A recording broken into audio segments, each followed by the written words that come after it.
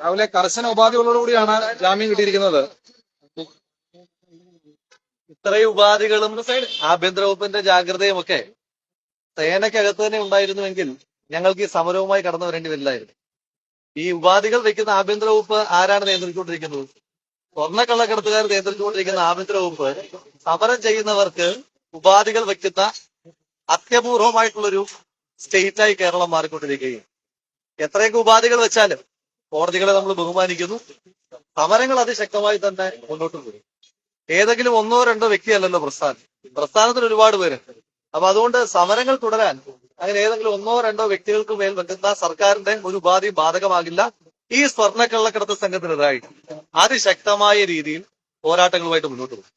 Jail കിടക്കുമ്പോൾ എടുത്തൊരു തീരുമാനം, പ്രധാനപ്പെട്ട തീരുമാനം, പത്രമൊക്കെ വായിച്ചപ്പോ മാധ്യമങ്ങളൊക്കെ വായിക്കുമ്പോ, അതായത് ഒരു ADGPക്കെതിരായിട്ട് കീഴുദ്യോഗസ്ഥന്മാർ അന്വേഷണം നടത്തുന്ന വിശേഷമായ ഒരു സാഹചര്യം.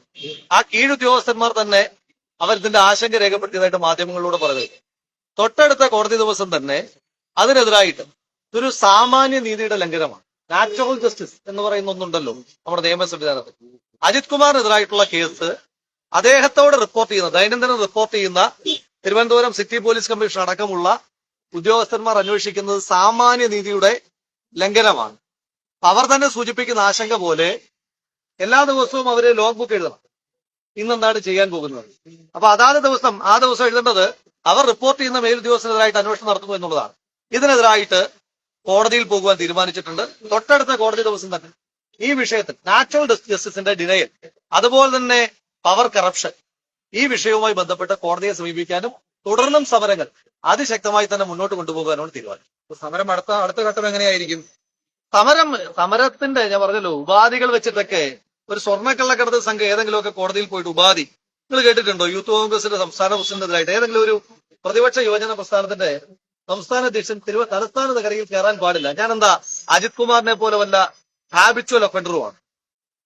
ഞാൻ അയാളെ പോലെ ക്രിമിനൽ പശ്ചാത്തലമുള്ള ആളൊന്നുമല്ലല്ലോ. അയാളല്ലേ ഈ തലസ്ഥാന നഗരിയിൽ നിന്നിട്ട് ആഭ്യന്തര വകുപ്പിനെ ഭരിക്കുന്നത്. അയാൾക്ക് ആഭ്യന്തര വകുപ്പിനെ കൈയാളുന്ന പോലീസ് ഹെഡ്ക്വാർട്ടേഴ്സിൽ ഇരിക്കാം. അയാൾക്കെതിരെ ന്യായമായി ജനങ്ങൾക്ക് വേണ്ടി സമരം ചെയ്ത എനിക്ക് ജില്ലയിൽ പ്രവേശിക്കാൻ പാടില്ല എന്ന് പറയുന്നത് ഒരു വിചിത്ര രീതിയാണ്. എന്തായാലും കോടതികളെ ബഹുമാനിക്കുന്നു, പക്ഷെ അതിശക്തമായി താഴെ തട്ടോട്ടുള്ള സമരങ്ങളുമായിട്ട് മുന്നോട്ട് പോകും. ഈ കേസിനകത്ത്, ഈ വിഷയത്തിനകത്ത് മുൻകാലങ്ങൾ നമ്മൾ സൂചിപ്പിച്ചതുപോലെ വിട്ടുവീഴ്ചകളില്ല. ശക്തമായ സമരവുമായി മുന്നോട്ട് പോകും. അതോടൊപ്പം തന്നെ ഞങ്ങളിപ്പോ നമ്മൾ സമരം ചെയ്യുമ്പോ ഈ ധാർമ്മികതയും മൂല്യങ്ങളും ഉളുപ്പുമൊക്കെ ഉള്ളവരെ രാജിവെക്കുകയുള്ളൂ. ഈ സർക്കാരിന്റെ ആരെങ്കിലും ഭാഗമായിട്ട് നിൽക്കുന്നവര് അങ്ങനെ എന്തെങ്കിലും ചെയ്യുമെന്നുള്ള ഒരു തെറ്റിദ്ധാരണ, ഒരു മിഥ്യാധാരണ ഞങ്ങൾക്കില്ല. അത്രയ്ക്ക് ഉളുപ്പില്ലാത്ത ആളുകളാണ്. അതുകൊണ്ടാണ് പറഞ്ഞത് അജിത് കുമാറിനെതിരായിട്ടുള്ള കേസിലടക്കം കോടതിയിൽ പോകുവാൻ തീരുമാനിച്ചത്. മറ്റൊരു കാര്യം, ഇപ്പൊ ADGP RSS നേതാവുമായി കൂടിക്കാഴ്ച നടത്തുന്ന വിവരമൊക്കെ പുറത്തു വന്നിരുന്നു. രാഹുൽ ആത്തായോട് അറിഞ്ഞായിരുന്നു അത്? പത്രങ്ങൾ കിട്ടുന്നുണ്ട് ലോകത്ത്. ഇതല്ലെങ്കിൽ തന്നെ നമ്മൾ എത്രയോ കാലമായിട്ട് പറയും. ഇപ്പൊ ADGP പിണറായി വിജയന്റെ എല്ലാ ഈവിൾ ഹാപ്പനിങ്സിന്റെയും കാവൽക്കാരനാണ്, അല്ലെ? പിണറായി വിജയൻ ചെയ്യുന്ന എല്ലാ കൊള്ളരുതായ്മകൾക്കും കാവൽ നിൽക്കുക എന്ന പണിയാണ് ADGP അജിത് കുമാർ ചെയ്തുകൊണ്ടിരിക്കുന്നത്. അതുപോലെ തന്നെ ഈ സ്വപ്ന സുരേഷുമായിട്ടുള്ള മധ്യസ്ഥതയ്ക്ക് മാത്രമല്ല, RSSുമായിട്ടുള്ള മധ്യസ്ഥതയ്ക്കും പിണറായി വിജയൻ ഉപയോഗിക്കുന്ന ഏറ്റവും വിശ്വസ്തനായ വാച്ച് ഡോഗ് ആണ്. എല്ലാ പിണറായി വിജയന്റെ കൊള്ളരുതായ്മകളുടെ ഏറ്റവും വിശ്വസ്തനായിട്ടുള്ള ട്രസ്റ്റ് വർത്തി വാച്ച് ഡോഗ് ആണ് അജിത് കുമാർ എന്ന് RSS സെക്രട്ടറിയുമായിട്ടുള്ള കൂടിക്കാഴ്ചയിലൂടെയും തെളിയിക്കപ്പെടുകയാണ്. എത്ര വലിയ ദുരൂഹതയാണ്! ഇതുവരെ അതിനെ തള്ളി മുഖ്യമന്ത്രി സംസാരിച്ചിട്ടുണ്ടോ? പ്രതിപക്ഷ നേതാവിന്റെ ആക്ഷേപത്തെ. RSSന്റെ സെക്രട്ടറിയെ കാണേണ്ട എന്ത് ആവശ്യമാണ്? അതും പോട്ടെ, RSSന്റെ സെക്രട്ടറി തൃശ്ശൂരിൽ വന്നപ്പം ഒഫീഷ്യൽ കപ്പാസിറ്റിയിലാണോ പോയത്? എന്തിനാണ് ഒളിച്ചു കടന്ന് മറ്റൊരു സ്വകാര്യ വാഹനത്തിൽ കയറിയിട്ട് സംസ്ഥാനത്തിന്റെ ക്രമസമാധാന ചുമതലയുള്ള ADGP പോകുന്നത്? അപ്പൊ ഈ പൂരം കലക്കിയായ മുഖ്യമന്ത്രിക്ക്, പൂരം കലക്കിയായ സർക്കാരിന് ആ പൂരം കലക്കാൻ കൂട്ടുനിൽക്കുന്ന കൂട്ടുദ്യോഗസ്ഥനായി അജിത് കുമാർ മാറുന്നു. ഇതിനൊക്കെ മറുപടി പറയാതെ ഇവരെവിടെ പോകാൻ? ഇതിലൊക്കെ ചേർത്ത് മറുപടി പറയേണ്ടുന്ന ദിവസങ്ങൾ വിദൂരമല്ല എന്ന് മാത്രം സൂചിപ്പിക്കും.